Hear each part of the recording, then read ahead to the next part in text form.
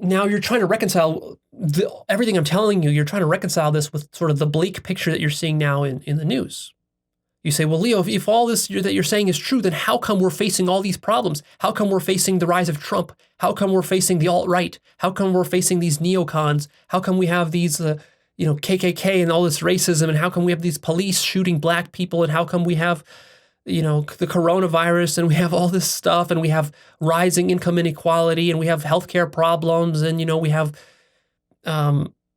politicians cheating in the election systems and gerrymandering and blah, blah, blah, blah, blah. Yes, of course we have all of that.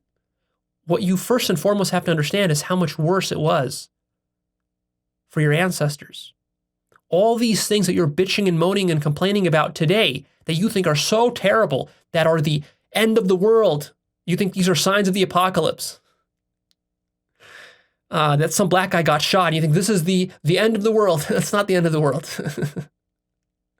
Mankind has survived such horror in the past. That makes coronavirus and these police protests and riots and stuff and looting, this makes it look like kindergarten.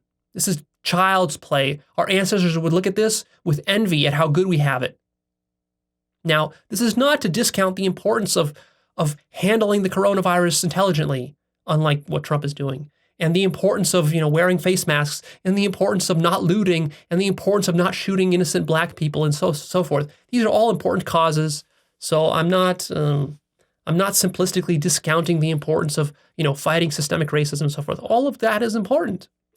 I'm just trying to put it into some perspective for you, some historical, larger perspective, the perspective of the entire human species and our entire history, which has been very brutal and vicious. I mean, human history is so brutal that it's impossible to capture the brutality and horror of it, the selfishness of it, on paper. Like, human history is just atrocious.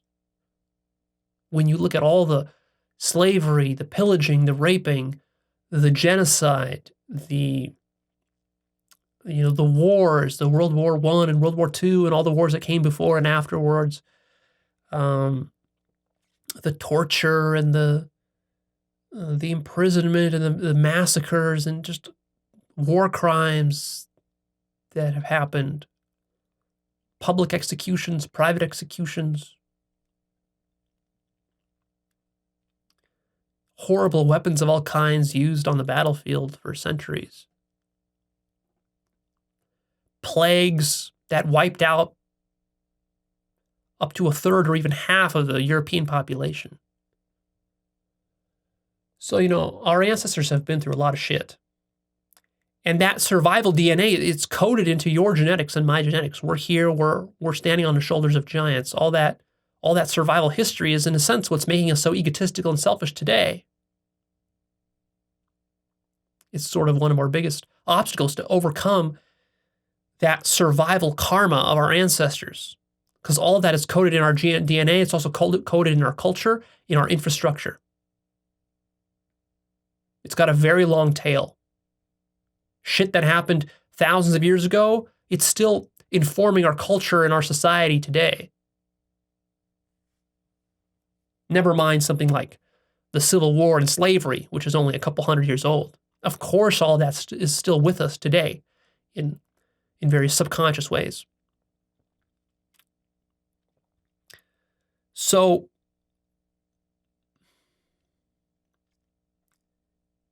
humanity as a species is developing and growing and becoming more conscious, more loving, more selfless. We've got a long way to go.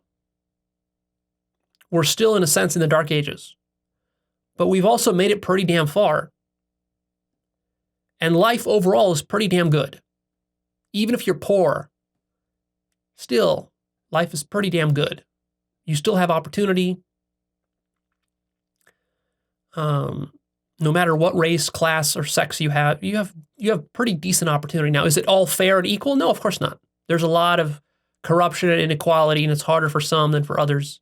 Might be harder for women than for men. Maybe it's harder for blacks than for whites. Maybe it's harder for gays than for straights. Maybe it's even harder for transgender people than it is for normal people. Yeah, of course, there's a lot of this stuff. And all of that will get smoothened out with time, because that is the trend line throughout human history, is an increase in democracy.